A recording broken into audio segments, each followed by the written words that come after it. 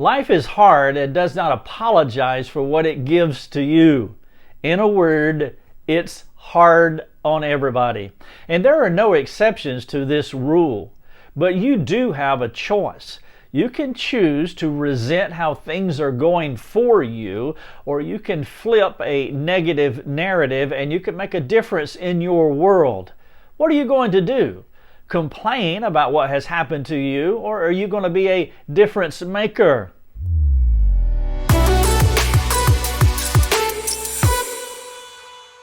Hello everyone, Rick Thomas here. We're helping people live effective lives.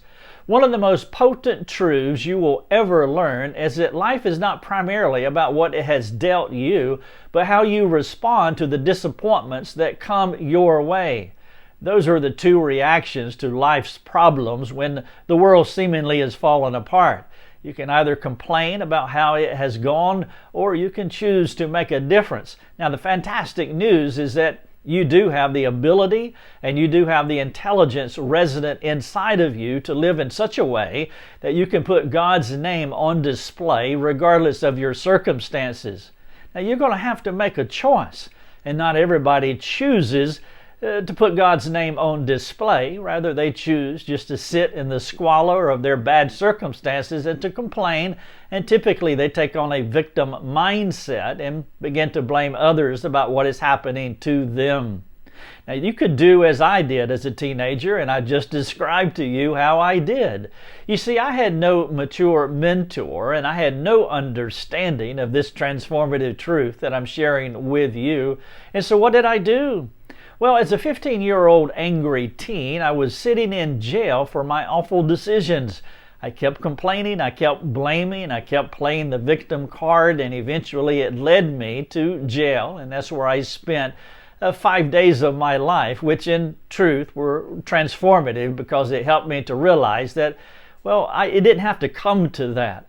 But the problem is I would not own my responsibility for the choices that I was making back then. All I could do, or all I would do, is blame others for my problems. That victim mentality is your worst enemy, and you don't want to give in to that temptation. In this case, you don't want to do as I did because it will lead you to some bad places. It was so easy for me to blame others for what was wrong with me because, quite frankly, some of the people in my life did wrong. Now think about this. When you mix true disappointment with a legitimate complaint, you're on the doorstep of victimhood, and you don't want to take the next step, because if you take that next step off that step, you will go to some dark places. The bad things that have happened to you do not have to define you. What if you transcend your troubles by allowing Christ to transform you? The best choice you'll ever make is to follow Jesus. You will submit to someone, or you will submit to something. Everybody does that. People think that they're independent. People think that they're self-sufficient, but it is not true. We're all submitting to someone. We're all submitting to something.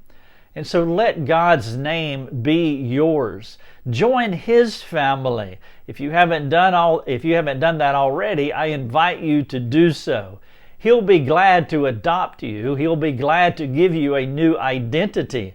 Now, if you're already adopted into the family of God, but your temptation is still to blame and to take the victimhood mentality, I would appeal to you to really think about what you are doing, because that is not the way of Christ, and that is not stepping up to the inheritance that God has given you. This is Teen Devotion number 13, and the title of it is Life is Hard. And that's the message that I want you to hear. There are no exceptions to that rule. Everybody is having a hard time one way or the other. It's just the way life is in a fallen world. As I wrap up this video, I have a couple of questions for you. Number one, how do you usually respond to your disappointments?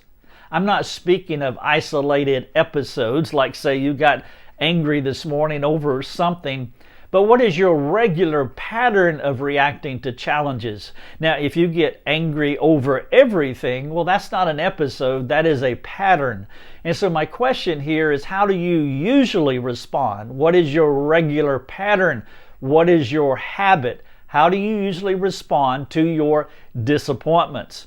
And then number 2, what is one thing you can do to flip a negative narrative in your life? How can you turn a negative into a positive? If you would like to talk to us about this video, please come to our website. We have a free forum, totally and completely free to you. We are here because we want to serve you. It's my heart. In fact, as a 15-year-old kid sitting in jail, I knew there was something better for me, but I did not know what it was until Christ imposed himself into my life. And it was from that point forward that I dedicated my life to helping folks who were just as troubled, struggling just as much as I was. And so we do want to help you, and I'm honest about that. This is day 13 of this teen devotional, and the title of it is Life is Hard. Let us know if we can serve you, and thanks so much for watching the video.